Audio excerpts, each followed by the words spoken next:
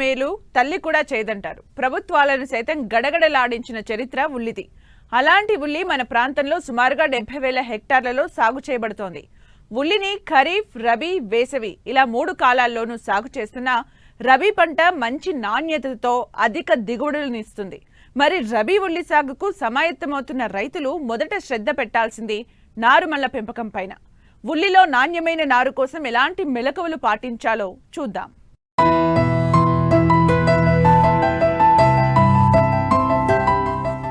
ఉల్లి గుండె జబ్బులకి దివ్య ఔషధం. మన శరీరంలోని కొలెస్ట్రాల్ ని తగ్గించడంలో కీలక పాత్ర పోషిస్తుంది.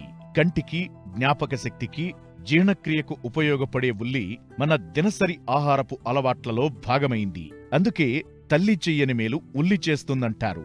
ఉల్లిని రబీ పంటకాలంలో నవంబర్, డిసెంబర్ నుంచి ఏప్రిల్ మాసం వరకు నాటుతారు. సాధారణంగా నారుమళ్లను నీటి వసతి ఉన్న ప్రాంతాల్లో పెంచడం జరుగుతుంది.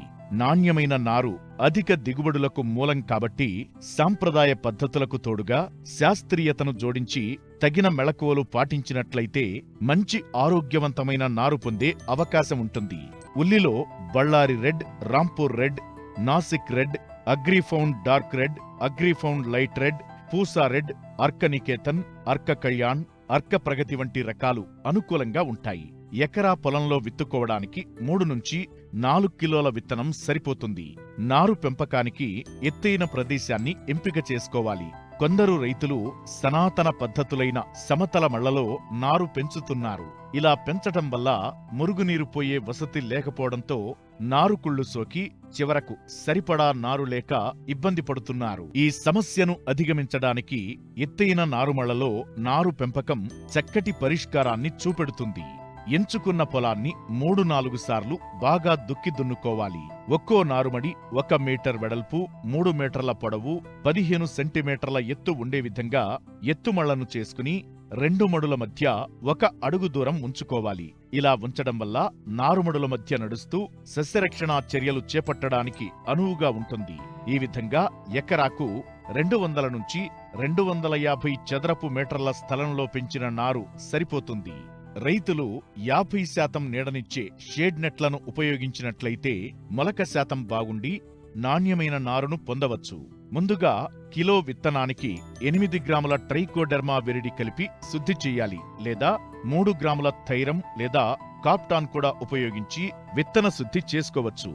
ముందుగా నారుమళ్లపై సన్నని గీతలు చేసుకుని వరుసల్లో పలుచగా విత్తనాలను వేసుకుని తిరిగి మట్టితో కప్పుకోవాలి. నారుకుళ్ళు తెగులు నుంచి పైరును కాపాడుకోవడానికి 10 రోజులకోసారి లీటరు నీటికి 3 గ్రాముల కాపర్ ఆక్సీక్లోరైడ్ కలిపి మళ్లను బాగా తడుపుకోవాలి. ఉల్లికి మరొక ప్రధాన సమస్య రసం పీల్చు పురుగులైన తామర పురుగులు. వీటి బెడద నారుమళ్లలోనే కాక నాటిన తొలి దశలో కూడా పంటను ఆశించి నష్టపరుస్తాయి. ఇవి ఆకుల అడుగు భాగాన చేరి రసం పీల్చడం వల్ల తెల్లని మచ్చలు ఏర్పడుతాయి. దీనినే మజ్జిగ తెగులు అని కూడా పిలుస్తారు. దీని నివారణకు లీటరు నీటికి 2 మిల్లీలీటర్ల డైమిథోయేట్ కలిపి పిచికారీ చేసుకోవాలి.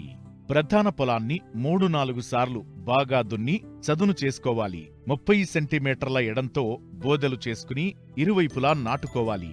నాటే ముందు నారును 1% బోర్డో మిశ్రమంలో ముంచి నాటడం వల్ల భూమి నుంచి ఆశించే తెగుళ్ల నుంచి పంటను కాపాడవచ్చు. ఆఖరి దుక్కిలో ఎకరాకు 10 టన్నులు బాగా చివికిన పశువుల ఎరువుతో పాటు 24 కిలోల భాస్వరం ఎరువును వేసి కలియదున్నుకోవాలి.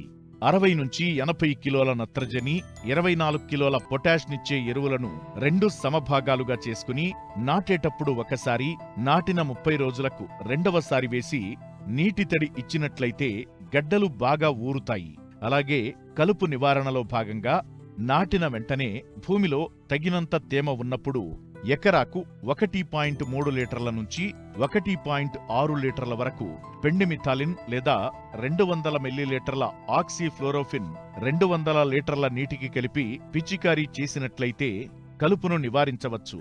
విత్తిన 30-45 రోజుల దశలో ఒకసారి కలుపు తీయించి మొదళ్లకు మట్టిని ఎగదోసినట్లయితే గడ్డలు దృఢంగా ఊరి నాణ్యమైన దిగుబడులను పొందవచ్చు.